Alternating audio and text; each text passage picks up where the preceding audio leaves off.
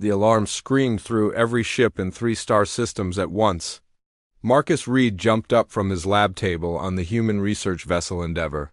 Coffee spilled across his notes about alien plant life. The red emergency lights bathed everything in an angry glow. "All hands to stations," Captain James Mitchell's voice boomed through the ship speakers. "We have a code black situation." Marcus had never heard a code black before. He grabbed his jacket and ran to the bridge. Other crew members rushed through the narrow hallways. Their faces showed the same confusion he felt. The bridge buzzed with activity. Elena Rodriguez sat at her communication station, her fingers flying over the controls. Lieutenant Tom Bradley stood at the weapons console, but his usual calm demeanor had cracked. Dr. Rebecca Hayes monitored the medical scanners, her face pale. "What's happening?" Marcus asked Captain Mitchell. The captain pointed at the main screen. It showed a map of local space with dozens of red warning signals. Something big just shut down the entire neutral zone trade route. Every ship that gets close either runs away or gets destroyed. Elena looked up from her station. Her dark eyes were wide with fear. "The distress calls are coming in 17 different languages. I've never seen anything like this level of panic."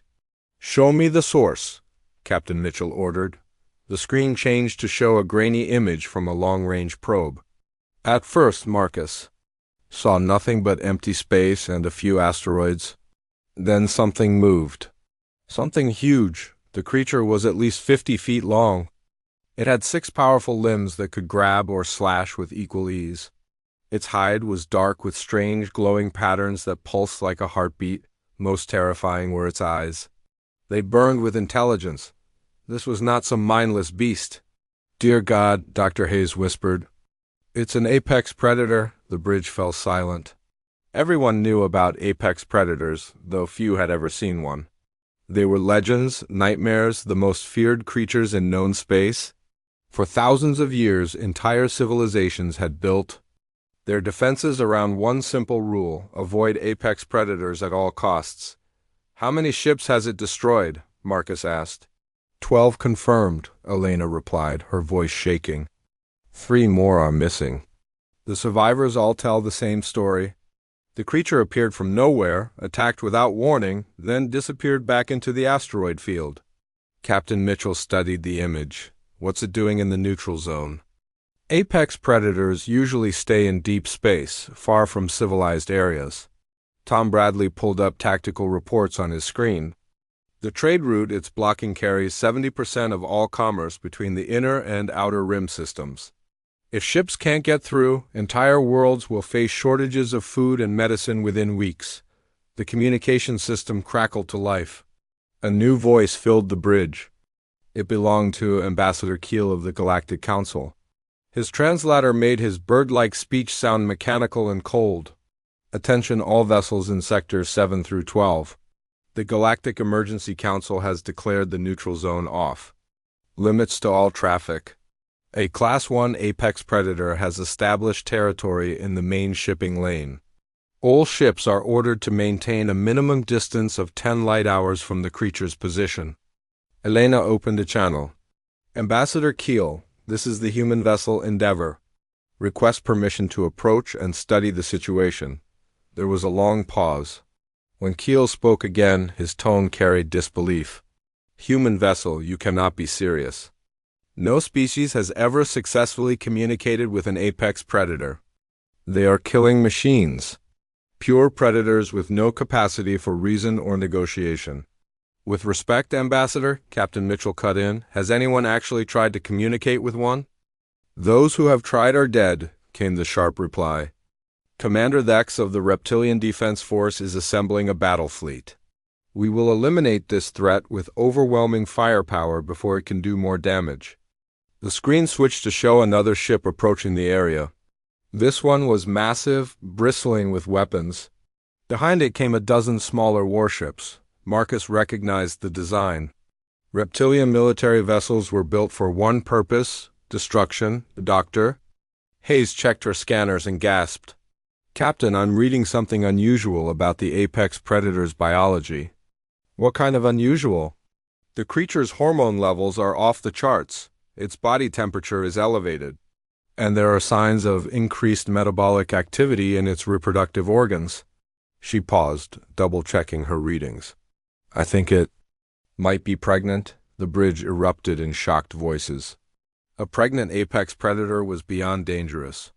It was a catastrophe waiting to happen. Pregnant predators of any species became more aggressive, more territorial, more likely to attack anything they perceived as a threat. Elena's console lit up with incoming messages. Captain, we're getting reports from all over the galaxy. Every major government is mobilizing their fleets. They want this thing dead before it can reproduce. Marcus stared at the image of the creature on the screen. Something about its posture bothered him. He had spent years studying animal behavior on dozens of worlds. He knew the difference between aggression and fear. Captain, he said slowly, what if we're looking at this wrong? What do you mean? Look at how it's positioned itself. It's not hunting. It's defending. That asteroid field provides cover from multiple directions. It's the perfect place for a pregnant animal to make a nest. Tom Bradley shook his head. Marcus, this thing has killed dozens of people. It destroyed 12 ships. Did it hunt them down, or did they approach its territory first? The question hung in the air. Elena quickly pulled up the attack reports and studied them. Her face changed as she read. Marcus might be right, she said quietly. Every attack happened when ships got within 5,000 kilometers of the asteroid field. The creature never pursued vessels that kept their distance. Captain Mitchell rubbed his jaw. So you're saying it's not hunting, it's protecting something? Or someone, Dr. Hayes added. If it's pregnant, it's probably looking for a safe place to give birth.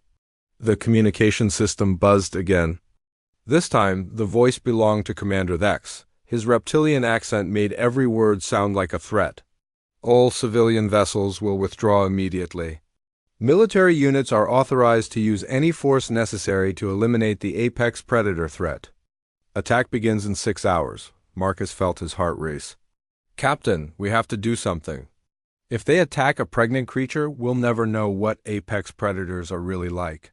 This could be our only chance to learn about them. Learn about them? Tom Bradley asked. Marcus, these things are monsters. They've been the stuff of nightmares for centuries. But what if they're not? Marcus shot back. What if we've been wrong about them this whole time? Captain Mitchell stood silent, for a long moment weighing the decision. Finally, he turned to Elena. Send a message to Earth Command. Tell them we're requesting permission to attempt first contact with the apex predator. Elena stared at him. Sir, Earth Command will think we've lost our minds. Maybe we have, the captain replied. But sometimes the craziest ideas are the only ones that work. As Elena sent the message, Marcus watched the creature on the screen. It moved with purpose, arranging debris around its position, building defenses, preparing for a siege. For the first time in galactic history, someone was about to try talking to an apex predator instead of shooting at it. Marcus just hoped they would all live long enough to see if it worked. The countdown to Commander Thex's attack had begun. In 6 hours, the most feared creature in the galaxy would face the combined might of multiple battle fleets. Unless one small human crew could find a way to bridge a gap that had existed since the dawn of space travel, the terror had awakened. But maybe, just maybe, it was time for understanding to awaken too. The message from Earth Command came back faster than anyone expected. Captain Mitchell read it aloud to his stunned crew. Permission granted for first contact attempt. You have full authority to proceed. Good luck. Try not to get everyone killed. Elena laughed nervously. Well, at least they have confidence in us. Marcus was already deep in study mode. He had every recording of apex predator encounters spread across 3 screens. His notebook was filled with sketches and observations. The more he looked, the more convinced he became that everyone had been wrong about these creatures. Look at this, he said, pointing to a video from 50 years ago. This apex predator could have destroyed this entire mining station. Instead, it only damaged the equipment that was making noise. It left the people alone. Dr. Hayes joined him at the analysis station. The biological readings are even more interesting. This creature's brain activity shows patterns I've never seen before. It's not acting on pure instinct. There's complex thought happening here. Tom Bradley remained skeptical. Complex thought or not, it's still killed a lot of people. Has it, though? Marcus pulled up the casualty reports. Look at the numbers. 12 ships destroyed, but only 37 confirmed deaths. If this thing wanted to kill everyone, why are there so many survivors? Elena had been working on something at her station. She turned around with excitement in her eyes. I think I know why. I've been analyzing the sound recordings from the attacks. The apex predator isn't just roaring. It's making specific sound. Patterns, she played the audio. The deep, rumbling sounds filled the bridge. To most ears, it sounded like terrifying monster noises.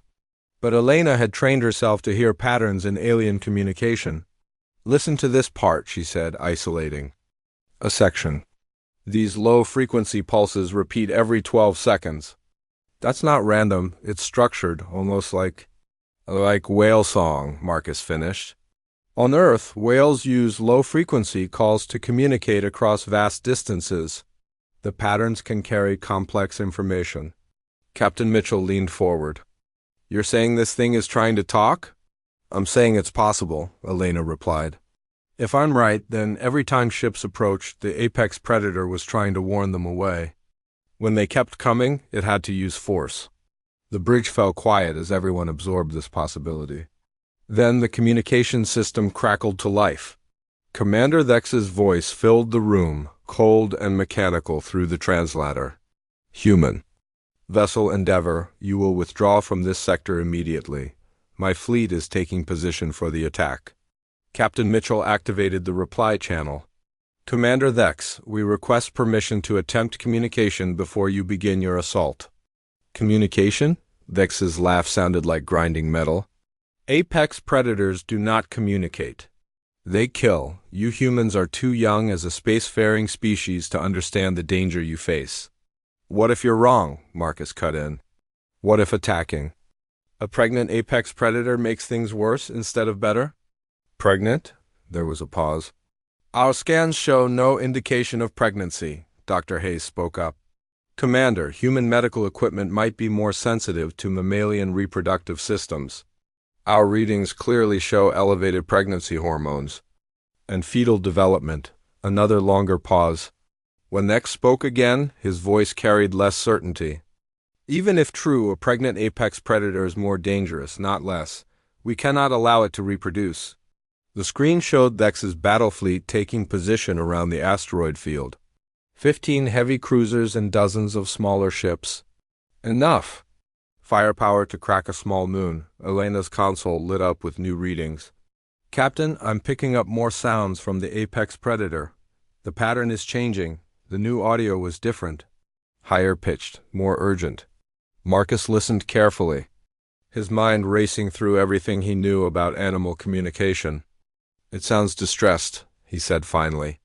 Like it knows the ships are there, like it's calling for help. Tom Bradley checked his sensors. If it's calling for help, let's hope nothing answers. One apex predator is bad enough. Dr. Hayes gasped as new readings appeared on her medical scanner. Captain, the creature's vital signs are spiking. Heart rate increasing, stress hormones through the roof. And the fetal readings ... Dubtree paused, checking the data again. Something's wrong with the pregnancy. Wrong how? Captain Mitchell asked. The baby's position isn't right for birth. In human terms, it's what we call a breached birth. Without help, both mother and child could die. Marcus stood up suddenly. That's it. That's why it's here. What do you mean? Think about it. A pregnant apex predator needs a safe place to give birth. The neutral zone is supposed to be neutral territory. No weapons, no military ships, just civilian traffic. It should have been the safest place in the galaxy. Elena nodded slowly. But then ships started approaching its nesting site. From its perspective, these weren't peaceful traders. They were threats to its unborn child. The communication system buzzed again. This time it was Ambassador Keel. All vessels, please be advised that 3 more apex predators have been detected. Approaching this sector. Long-range scanners show their estimated arrival in 4 hours. Tom Bradley's face went pale. 4 apex predators, Captain. We need to leave, now. But Marcus was thinking differently. What if they're not coming to attack? What if they're responding to the distress calls? You mean like a family? Dr. Hayes asked. Exactly.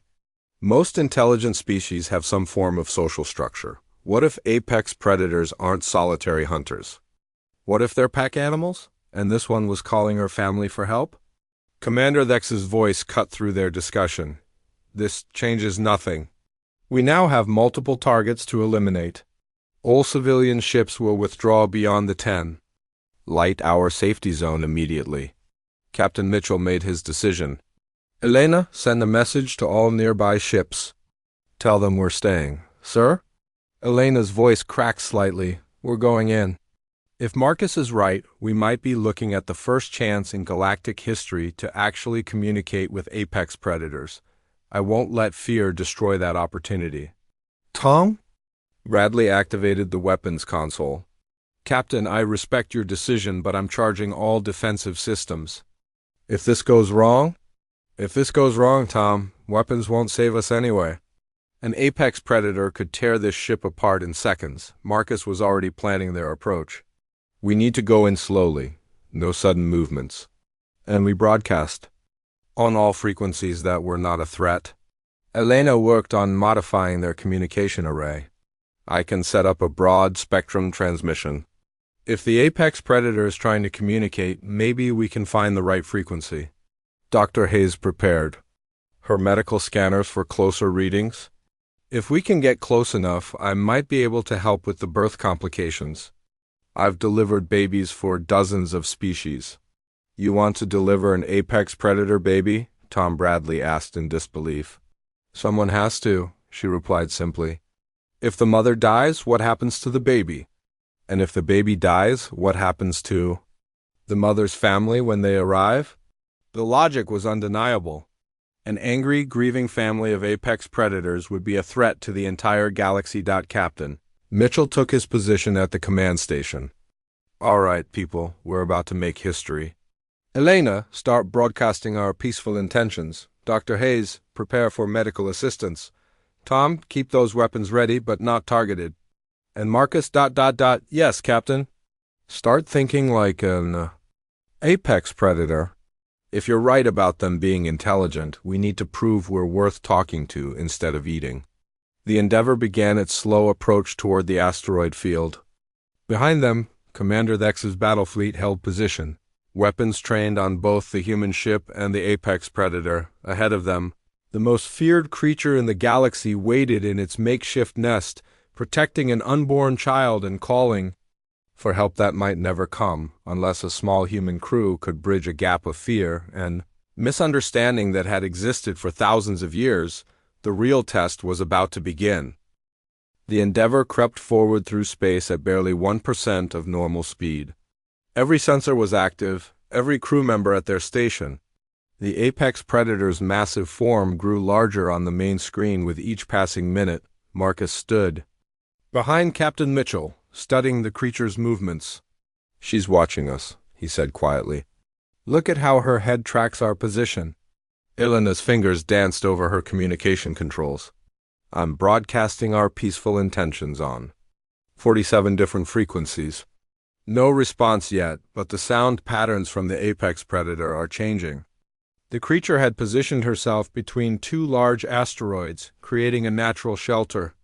Debris floated around her in organized patterns, clearly arranged as barriers and warning markers. This was not random destruction. This was intelligent. Construction. Dr. Hayes monitored her medical scanners with growing concern. The pregnancy complications are getting worse. Her stress levels are dangerous for both mother and baby. Tom Bradley kept one eye on his defensive systems and the other on the approaching creature. Captain, we're now within the attack range of every ship that was destroyed. If this goes bad, It won't go bad, Marcus said with more confidence than he felt. Look at her body language. She's defensive, not aggressive. Her claws are tucked close to her body. Her tail is wrapped around her midsection, protecting the pregnancy. These are protective behaviors. Captain Mitchell nodded. Continue approach. Elena, any luck with communication? I think so. Elena isolated a section of the apex predator's latest sounds. This pattern repeats every time we change direction or speed. I think she's responding to our movements. The bridge fell silent as they listened to the deep, rhythmic sounds. To untrained ears, it was just noise. But Elena heard something more. Captain, I need to try something. Marcus, can you speak in a steady rhythm, like you're trying to calm a frightened animal? Marcus nodded. He thought of the horses on his family's ranch back on Earth. Spooked animals needed calm, steady voices and slow movements. Easy there, he said into the communication microphone, his voice low and soothing. We're not here to hurt you. We want to help. The response was immediate. The apex predator's head tilted, a gesture that looked surprisingly familiar across species lines. Then she made a sound unlike any they had heard before, softer, almost curious. Elena's excitement was barely contained. She's copying the rhythm of your speech. This is actual communication. Dr. Hayes checked her readings again. And her stress levels dropped 20% when Marcus started talking. She's responding to human vocal patterns. The creature moved closer to their ship, and everyone on the bridge tensed. But instead of attacking, she extended one massive claw and gently touched the hull. The ship shuddered slightly, but held firm. She's examining us, Marcus breathed. Like she's trying to figure out what we are. Tom Bradley's knuckles were white on his weapon controls. A very gentle examination, I hope. The apex predator withdrew her claw and made another series of sounds. Elena worked frantically to analyze the patterns. I'm starting to build a basic translation matrix, she said. These aren't just random noises. There's grammar here. Structure. This is a language. Captain Mitchell opened a channel to Commander Thex's fleet. Commander, we have established preliminary communication with the apex predator. Request delay of attack to continue first contact protocols. Thex's reply came immediately. Human ship, you will withdraw now. My fleet is in position for a coordinated strike. The threat will be eliminated in 1 hour. 1 hour is not enough. Time, Elena protested over the channel. We're on the verge of a major breakthrough in interspecies communication. There will be no communication with apex predators, Thex responded coldly. Only death. The screen showed Thex's battle fleet, moving into final attack positions. Weapons charged, missiles armed, all targeting the area around the asteroid field. Dr. Hayes made an alarming discovery. Captain, the apex predator's medical condition is critical. The baby needs to be delivered within the next few hours, or we'll lose them both. Marcus made a decision that terrified and amazed his crewmates in equal measure. Captain, I need to get closer to her. Closer? Tom Bradley asked. Marcus, you're already close enough for her to reach out and crush us? No.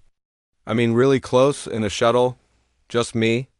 The bridge erupted in protests, but Marcus held up his hand. Think about it from her perspective. We're in a big ship with weapons and shields. We look like a threat.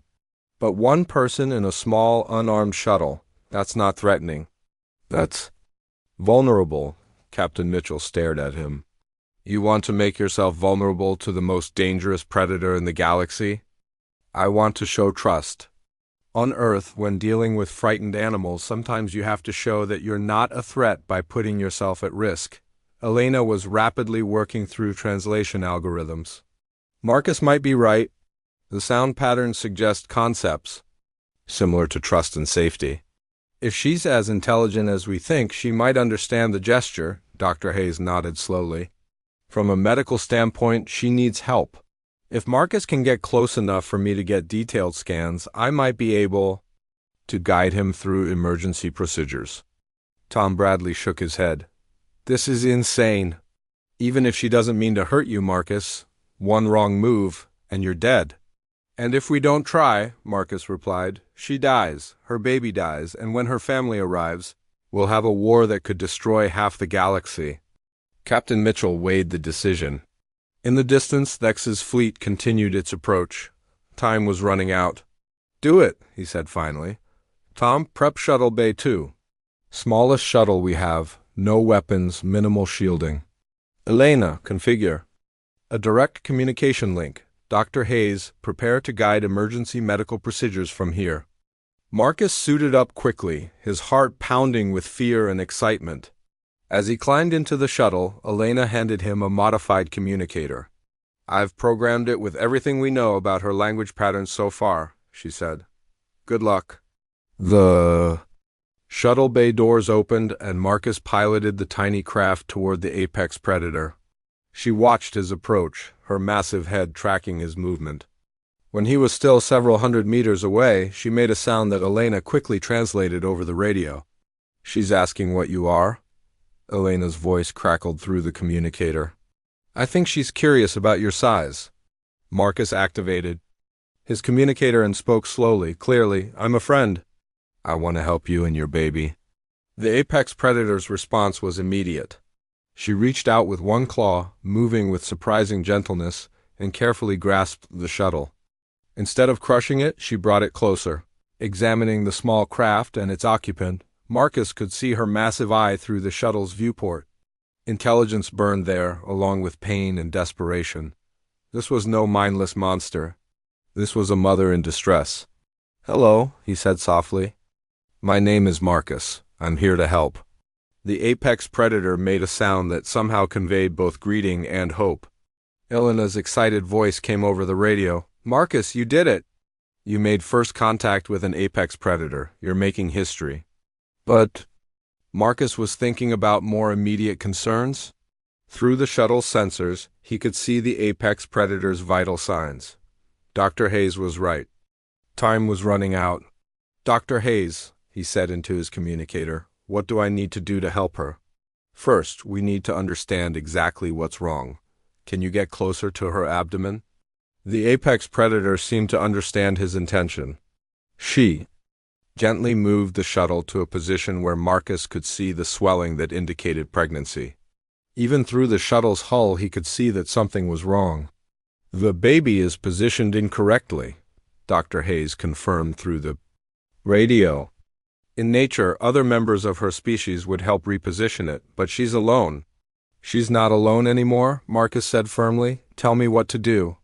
As Dr. Hayes began explaining the procedure, Marcus looked up at the apex predator's face. She was watching him with something that looked remarkably like trust. Behind them, Commander Thex's fleet continued its approach. The countdown to attack had begun. But for the first time in galactic history, a human and an apex predator were working together. The real test of trust was about to begin.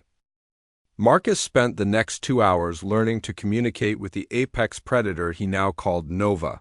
The name seemed to fit her glowing patterns that pulsed like a star. Elena had made incredible progress with the translation system, and they could now exchange basic concepts. She's been searching for weeks, Marcus reported to the Endeavor. Looking for a safe place to have her baby. Everywhere she went, ships would attack or run away. Through the shuttle's communication system, Elena's voice crackled with excitement. Marcus, ask her about other apex predators. Are they really solitary hunters? Marcus spoke slowly to Nova, using the growing vocabulary Elena had compiled. Nova's response was long and complex, filled with sounds that suggested emotion. She says no, Marcus translated. Apex predators live in family groups called pods. They were forced apart by fear from other species. She's been alone for 3 years, but she never stopped calling for her family, Dr. Hayes interrupted with urgent medical updates. Marcus, the baby's condition is getting worse. We need to act soon or we'll lose them both. Nova seemed to understand the urgency in their voices. She carefully adjusted her grip on the shuttle and moved Marcus closer to her body. Through the clear hull, Marcus could see the obvious signs of difficult pregnancy. She's in pain, Marcus reported, but she's trying to show me what's wrong. Tom Bradley's voice came over the radio, tense with worry. Marcus, we're picking up more ships approaching. Commander Thex has been joined by 3 other battle fleets. They're calling this the largest military operation in galactic history. Captain Mitchell's voice followed. How much time do we have? 30 minutes until they reach optimal firing position, Tom replied. Elena was working frantically at her station. I'm picking up something else on long-range sensors. Those other apex predators are getting closer too. They should arrive in about 20 minutes. Marcus felt Nova's grip on the shuttle tighten slightly. She was making distress sounds, looking toward empty space where her family would soon appear. She knows they're coming, Marcus said. She's scared they'll arrive in the middle of a battle. Dr. Hayes had been studying the medical scans from Nova's body. Marcus, I think I understand what we need to do. The baby is turned the wrong way. In normal births, other females would help turn it into the correct position. But she's alone, Marcus replied. No, she's not. She has you. The implications hit Marcus like a physical blow. Dr. Hayes was asking him to help deliver an apex predator baby, to be trusted enough by Nova to actually assist in the birth. Walk me through it, he said, his voice steadier than he felt. First, you need to get out of the shuttle, Dr. Hayes instructed. What? Tom Bradley's voice exploded over the radio. Absolutely not, Marcus, you stay in that shuttle. But Nova was already moving. She carefully set the shuttle down on a flat asteroid and backed away slightly. Then she made a series of gentle sounds while moving her claws in what looked like beckoning gestures. She wants me to come out, Marcus said quietly. She's asking me to trust her the same way she trusted me. Elena's translation confirmed it. The sound patterns indicate invitation and promise of safety.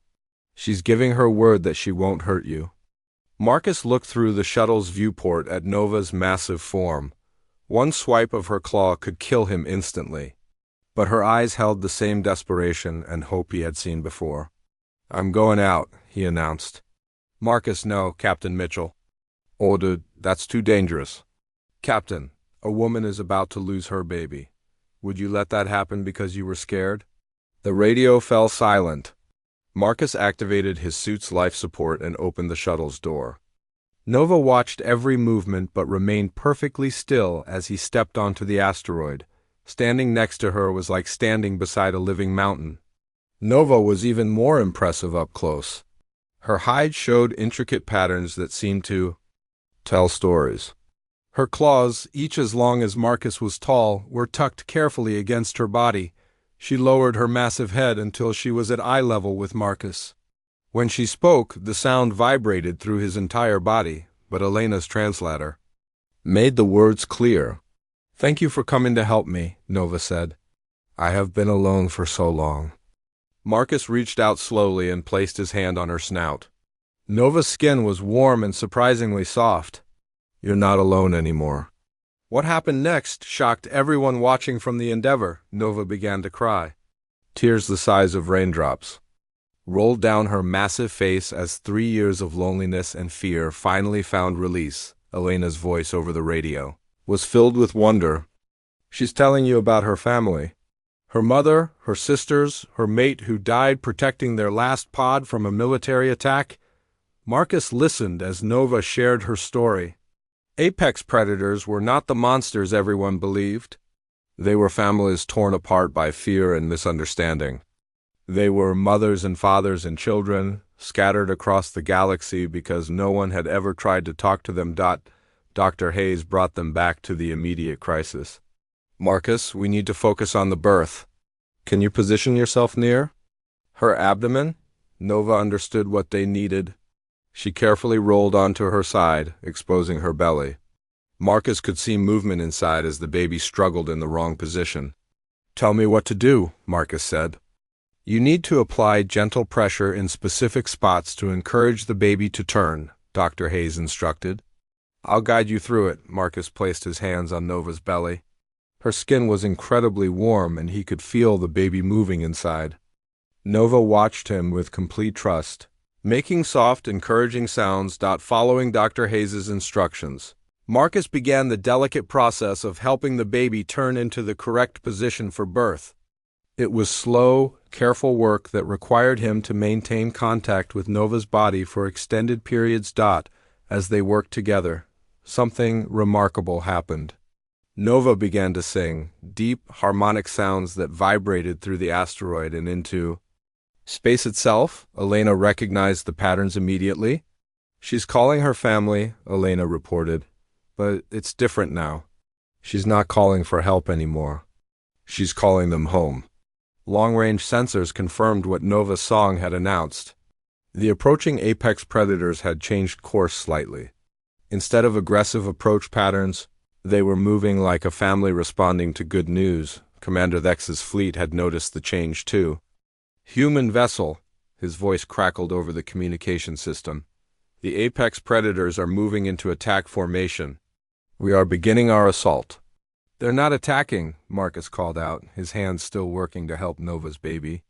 "They're coming home to meet the newest member of their family." Tom Bradley's warning came urgent and sharp. "Marcus, Thex's fleet is charging weapons. You need to get back to the shuttle now." But Marcus looked at Nova's trusting face and made his choice. "I'm not leaving her, not now." Nova seemed to understand the danger. She carefully moved her body to shield Marcus from the direction of the approaching military ships. If they fired, she would take the hit to protect the small human who had chosen to help her. 5 minutes to weapons range, Tom reported. 3 minutes until her family arrives, Elena added. "And maybe 1 minute until this baby is born," Dr. Hayes said with growing excitement. "Marcus, I think it's working. The baby is turning." Marcus felt the movement under his hands. After hours of careful work, Nova's baby was finally moving into the correct position. Nova's songs grew louder and more joyful. The race was on. Could new life enter the galaxy before fear and misunderstanding destroyed the chance for peace? Marcus continued his work, trusting that somehow everything would work out. After all, he was helping bring a new person into the universe. What could be more important than that? The first of Nova's family arrived just as Marcus felt the baby move into the correct position. The newcomer was slightly smaller than Nova, but moved with the same graceful power.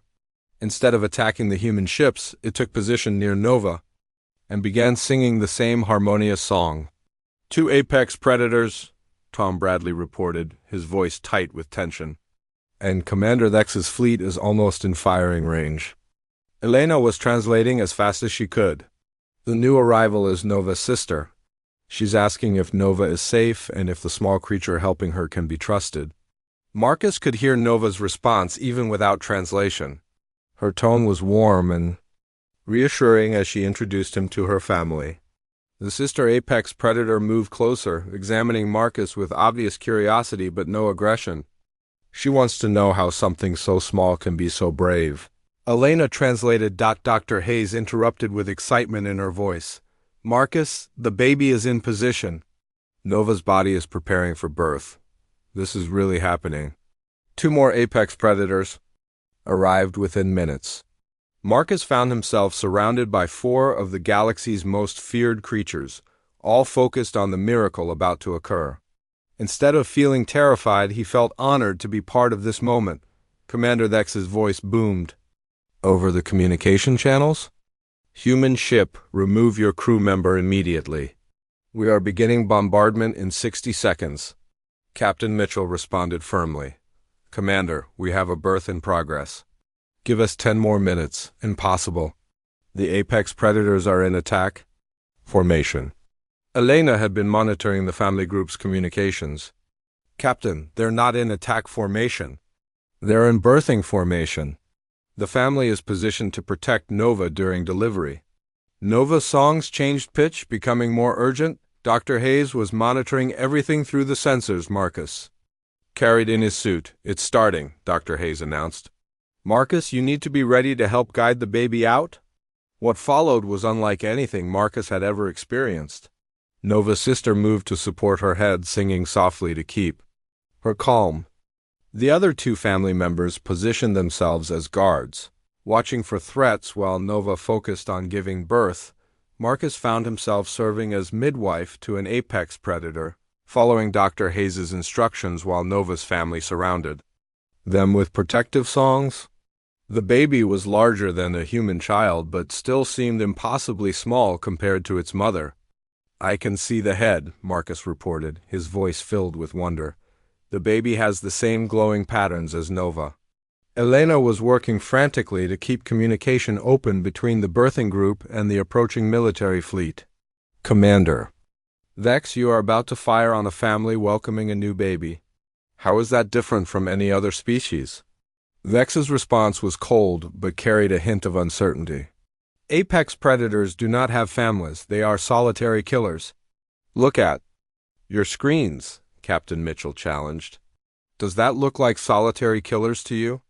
On every ship in the fleet, screens showed the apex predator family group, Nova's sister grooming her scales, the two guards taking turns checking on the birth progress. The father arriving just as his child was born and singing a welcome song. That could be heard across space. The baby apex predator was healthy and perfect. Nova cleaned it gently while her family sang celebration songs.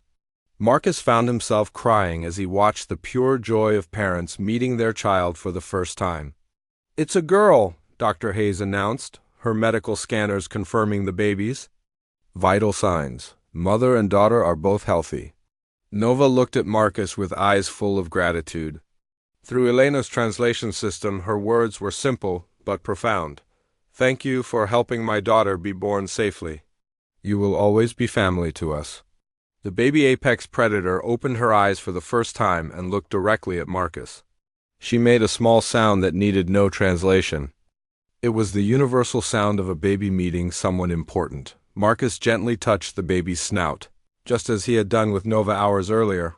Hello, little one. Welcome to the galaxy. Commander Vex's fleet had stopped its approach. Across the communication channels, Marcus could hear confused voices as military officers tried to understand what they were witnessing. One of Vex's subordinates was arguing with him. Sir, our standing orders are to eliminate apex predator threats.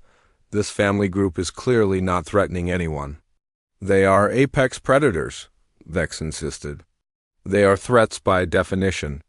Tom Bradley had been monitoring communications across the fleet. Captain, at least half of Vex's ships are refusing to fire. Their crews are watching a family celebration. They won't attack a newborn. Ambassador Keel's voice joined the conversation, speaking to Vex directly. Commander, I am ordering you to stand down. What we are witnessing changes everything we thought we knew about apex predators. Elena had made another breakthrough in communication. The apex predator family was sharing information about themselves, their history, their culture. They had been waiting generations for someone to talk to them instead of shooting at them. They have names for things we never imagined, Elena reported. Family bonds, artistic traditions, historical records going back millions of years. They're not just intelligent, they're civilized. Nova's baby was trying to stand, supported by her mother and aunts. Marcus helped steady the little one as she took her first steps on the asteroid surface. She was already almost as large as Marcus, but she moved with the unsteady charm of any newborn. Dr. Hayes was documenting everything for the historical record. This is the first recorded successful apex predator birth with outside assistance. The implications for interspecies relations are enormous. Captain Mitchell opened communication channels to the entire fleet. All ships, you are witnessing the most significant moment in galactic history. First peaceful contact with apex predators, successful medical cooperation between species, and the birth of a new generation that will grow up knowing that different species can work together. Nova's mate arrived during the celebration, having traveled from the far reaches of the system. His reunion with Nova and his first meeting with his daughter brought tears to the eyes of everyone watching. Even some of Vex's crew were moved by the obvious love between the apex predator parents. The baby apex predator seemed fascinated by Marcus. She kept reaching toward him with her small claws, making the apex predator equivalent of baby sounds. Nova encouraged the interaction, teaching her daughter that some small creatures could be trusted. Elena was overwhelmed by the communication data flowing in. Marcus, they're sharing their history with us. Apex predators aren't raiders or killers. They're explorers. They've been mapping safe passage routes through dangerous space for centuries.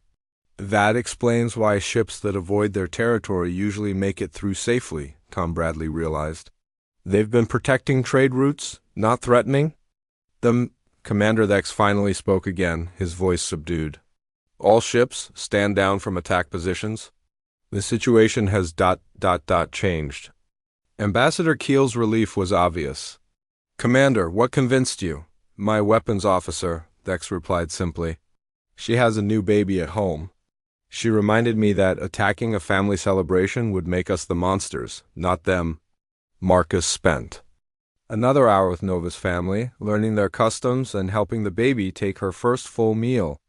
The apex predators shared stories through songs that painted pictures of their nomadic life among the stars. As it came time to leave, Nova made a formal request through Elena's translation system. She wanted Marcus to name her daughter as the human who had helped bring her safely into the world. Marcus thought for a moment, then smiled. Hope, he said simply. Her name is Hope because she represents hope for peace between our peoples. Nova repeated the name in her own language, a beautiful sound that would forever mark this child as a bridge between species. The other apex predators sang the name in harmony, officially welcoming Hope into their family and their culture. As Marcus reluctantly returned to his shuttle, Nova's family gathered around their newest member. Hope looked back at Marcus and made a sound that Elena translated as, "Goodbye, small father." The galaxy had watched in fear as apex predators gathered around human ships. But what they witnessed instead was the power of trust, compassion, and the universal bond between those who helped bring new life into the universe. Everything had changed. The galaxy would never be the same. 6 months later, Marcus stood on the observation deck of New Harmony Station, watching ships from dozens of species dock peacefully at the galaxy's newest and most important space station. What made this station special was not its size or technology, but its location in the heart of what had once been considered apex predator territory. Nova and her family had chosen this system as their permanent home, and other apex predator pods had joined them. The station served as a diplomatic center, where apex predators could meet safely with other galactic species for the first time in recorded history. Dr. Reed, Elena called out, using his new title. Marcus had been promoted to head of interspecies communication after his success with First Contact. Hope is asking for you again. Marcus smiled and walked to the special section of the station designed for apex predator visitors. Hope had grown considerably in 6 months, but still greeted Marcus with the enthusiasm of a puppy seeing a favorite human. "Hello, little one," Marcus said, using the apex predator language he had been studying. "How are you today?" Hope responded, with complex patterns that showed how quickly young apex predators learned. Elena, now the galaxy's leading expert in apex predator communication, translated the rapid-fire questions. She wants to know if you brought any new stories from Earth. She's fascinated by tales of human animals and wants to visit a place called a zoo. Captain Mitchell joined them, having been assigned as the station's military liaison. The Galactic Council voted this morning, he announced. Apex predators are officially recognized as a peaceful species with full diplomatic rights. Tom Bradley, now head of station security, added his own news. And Commander Thex has requested permission to visit. He wants to apologize personally to Nova for almost attacking her family. Dr. Hayes arrived with her daily medical reports. She had become the galaxy's expert on apex predator healthcare and had successfully assisted with 3 more births. Nova is asking if you'll help with the naming ceremony for the newest babies, she told Marcus. You've started a tradition. The apex predators had adopted the human custom of having the birth assistant name their children. 7 apex predator. Babies now carried names like Joy, Peace, Trust, and Brave. Each name told the story of the new relationship between species. Elena's communication station buzzed with constant activity. Apex predators were sharing thousands of years of accumulated knowledge about space travel, dangerous regions, and safe passage routes. Trade throughout the galaxy had become safer and more efficient than ever before. They're natural explorers, Elena explained to visiting diplomats. What we thought were attacks on trade routes were actually apex predators clearing away real dangers. Space pirates, asteroid swarms, unstable stars. They've been protecting travelers for centuries. Marcus watched Hope play with a group of young visitors from different species. Human children, young reptilians, avian fledglings, and apex predator. Babies all played together without fear or prejudice. This was the future he had helped create. Ambassador Keel approached with news from the Galactic Council. Dr. Reed, the Council has approved funding for the Great Project. The Great Project was ambitious beyond anything previously attempted in galactic history. Using apex predator knowledge of safe space routes, combined with human innovation and resources from every major species, they would build a network of peaceful contact stations throughout the galaxy. Apex predators will serve as guides and protectors for deep space exploration, Keel continued. Humans will lead first contact protocols for new species we discover. Together, we'll make the galaxy a safer, more connected place. Nova arrived at the station for her weekly visit, bringing gifts of star maps her family had created over generations. These maps showed not just safe routes, but beautiful phenomena that most species had never seen. Nebulae that sang with natural harmonics. Asteroid gardens where crystal formations created natural art galleries. Binary stars that danced together in perfect synchronization. She wants to take you to see the crystal caves of Andromeda, Elena translated as Nova spoke. It's a 3-day journey through space that only apex predators have ever visited. Marcus accepted immediately. These journeys with Nova had become some of his most treasured experiences, seeing the galaxy through apex. Predator eyes had shown him wonders beyond imagination. Hope bounded over to Marcus, her movements now graceful despite her size. She had something to show him. In her claws, she held a small communication device that she had been working on with Elena's help. "I made this for you," Hope said, her pronunciation of human words still adorable despite her rapid learning. "So, you can talk to me even when you travel far away." Marcus accepted the gift with the solemnity it deserved. "Thank you, Hope. I promise to call you from every new place I visit." Commander Thex finally arrived for his scheduled meeting with Nova, the proud reptilian military leader looked nervous as he approached the massive apex predator. Through Elena's translation, he offered a formal apology. "I was wrong about your people," Thex said. "I let fear guide my actions instead of wisdom. I am sorry for threatening your family." Nova's response surprised everyone.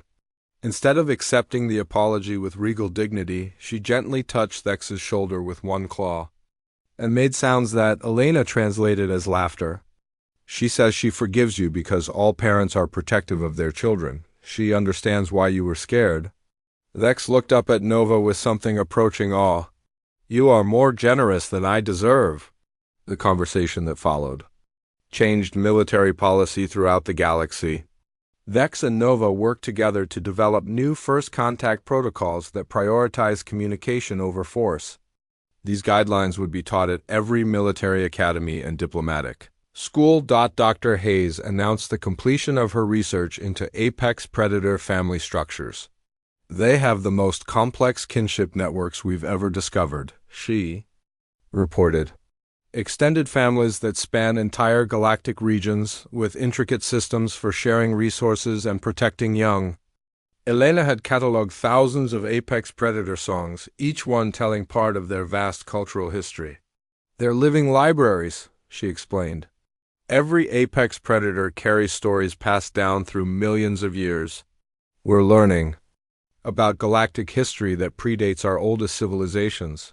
Tom Bradley had developed new security protocols based on apex predator methods. "They don't just patrol space randomly," he explained. "They have sophisticated early warning systems for real threats. Pirates, hostile alien species, natural disasters. Working with them has made space travel safer for everyone." As the day ended, Marcus joined Nova and Hope for their evening ritual of watching the sunset through the station's transparent walls. The three of them had formed an unlikely family bond that symbolized the new era of galactic cooperation. "What do you think about when you look at the stars?" Marcus asked Hope. Her answer, translated by Elena, was profound in its simplicity. "I think about all the friends we haven't met yet." Captain Mitchell joined them for the daily status report. 17 new species have requested contact meetings through apex predator intermediaries, he announced. And the first human apex predator joint exploration mission launches next month. The Endeavour had been refitted as an exploration vessel designed for both human and apex predator crew members. Marcus would serve as first contact specialist, while Nova's eldest daughter, a young adult named Star, would be the apex predator representative. Elena had prepared translation protocols for 37 languages they might encounter. Dr. Hayes had medical equipment suitable for unknown species. Tom Bradley had designed defensive systems that prioritized protection over offense. As the station settled into its night cycle, Marcus reflected on how one moment of choosing trust over fear had changed everything.